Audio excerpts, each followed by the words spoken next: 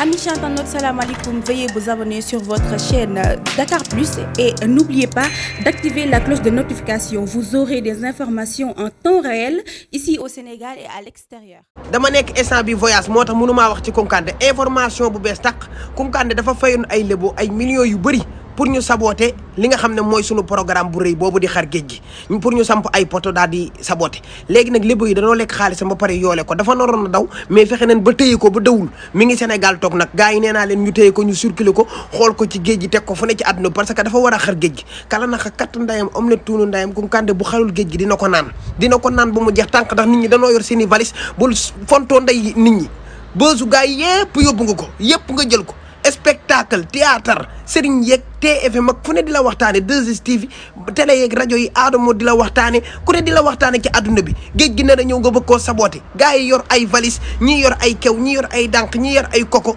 ñii yor ay mbuusu ndox mbuusu si dem garabu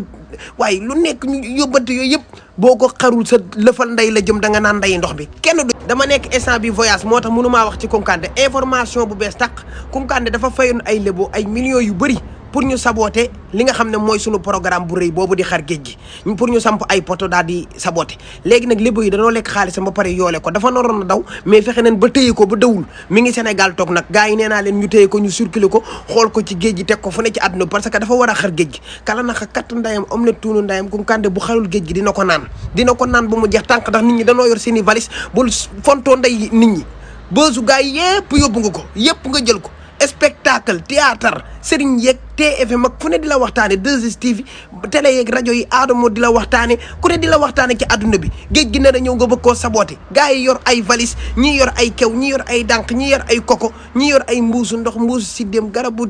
waaye lu nekk ñu yóbbante yooyu yëpp boo ko xarul sa lëfal nday la jëm da nga naan nday ndox bi kenn du Amis internautes, salam alaikum. Veuillez vous abonner sur votre chaîne Dakar Plus et n'oubliez pas d'activer la cloche de notification. Vous aurez des informations en temps réel ici au Sénégal et à l'extérieur.